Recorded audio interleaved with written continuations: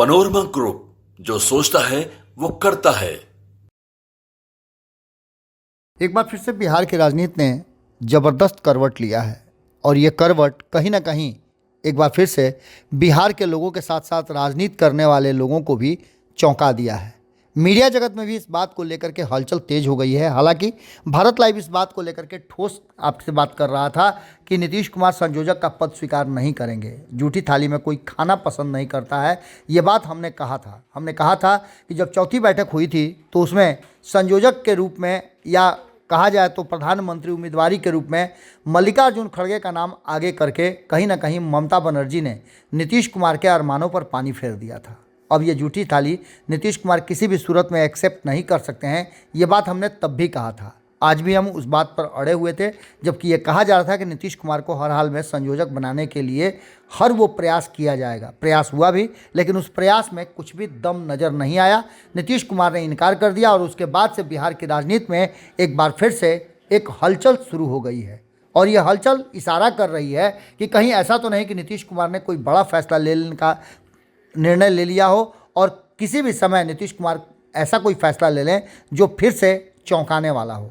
नीतीश कुमार चौंकाने वाले फैसले के लिए जाने जाते हैं और इसी कड़ी में जहां एक तरफ नीतीश कुमार के इस फैसले को लेकर के जनता दल यूनाइटेड के भीतर काफ़ी कहा जाए तो गहमागहमी बढ़ गई है, क्योंकि सभी को ये लग रहा था कि नीतीश कुमार अब आगे INDIA गठबंधन को अपने हाथ में लेकर के कमान थाम करके और आगे की रणनीति बनाएंगे, नरेंद्र मोदी के विरुद्ध वो बिगुल फूकेंगे। लेकिन नीतीश कुमार ने इनकार जैसे ही किया, वैसे ही भारतीय जनता पार्टी के भीतर जश्न का माहौल है। जश्न का माहौल तो पिछले कई दिनों से चल रहा है, जब नीतीश कुमार ने 29 तारीख को अपने हाथ में अपनी पार्टी का कमान लिया था और रास्ते से ललन सिंह को हटाया था, जो रास्ता सीधे लालू प्रसाद के घर तक जाता था और तेजस्वी यादव से होता हुआ राबड़ी देवी तक पहुंचता था।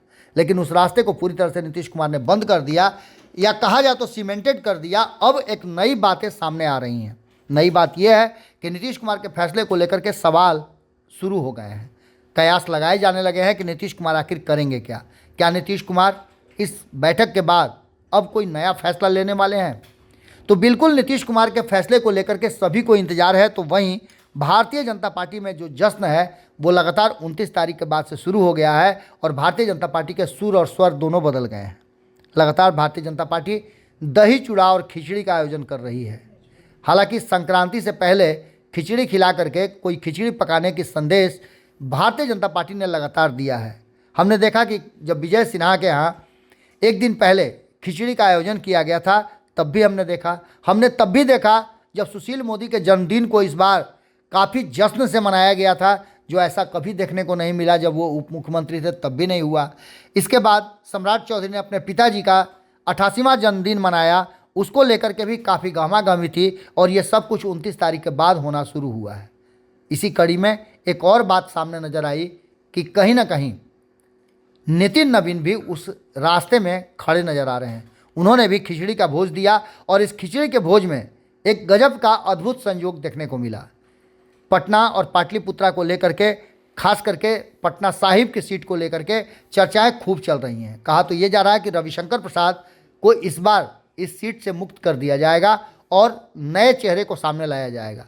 नरेंद्र मोदी ने भी 2 दिन पहले ये बात कही है कि युवाओं को आगे आना चाहिए और राजनीति में अब युवाओं का ही सब कुछ भविष्य नज़र आ रहा है। इस बात को लेकर के 2 और दावेदार जिनकी चर्चाएं खूब चल रही हैं, एक है ऋतुराज सिन्हा तो दूसरा नितिन नवीन भी उस रास्ते में बड़ी मजबूती के साथ खड़े हैं जब से छत्तीसगढ़ में भारतीय जनता पार्टी की जीत मिली है। अब नितिन नवीन, ऋतुराज सिन्हा और रविशंकर प्रसाद, इन तीनों चेहरों के सामने बैठे हुए थे सम्राट चौधरी। इसके अलावे जो प्रभारी हैं वो भी बैठे हुए थे और इन सारी बातों को, इन तस्वीरों को देख करके ऐसा लग रहा था कि ये खिचड़ी कहीं ना कहीं पूरी तरह से पकी नहीं है और जल्दी ही इसके पकने का कोई ना कोई संकेत मिल रहा है। इन तीनों का खास करके पटना साहिब के सीट पर दबदबा होना, एक का सिटिंग MP होना और 2 लोगों का नाम बड़ी तेज़ी से उछलना इस बात की तरफ इशारा कर रहा है कि आने वाले समय में जो 40 सीटों का सामंजस्य होगा वो काफ़ी दिलचस्प होगा और कई लोगों के पत्ते साफ भी हो सकते हैं।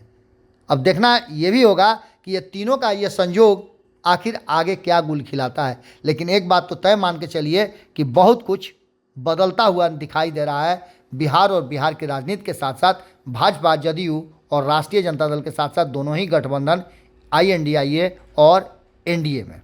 पनोरमा ग्रुप, जो सोचता है वो करता है।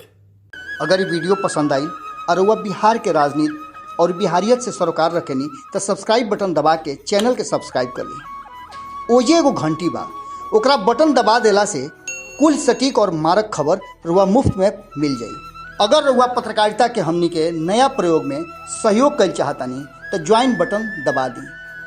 पेटीएम नंबर नोट कर ली 9386816700। धन्यवाद।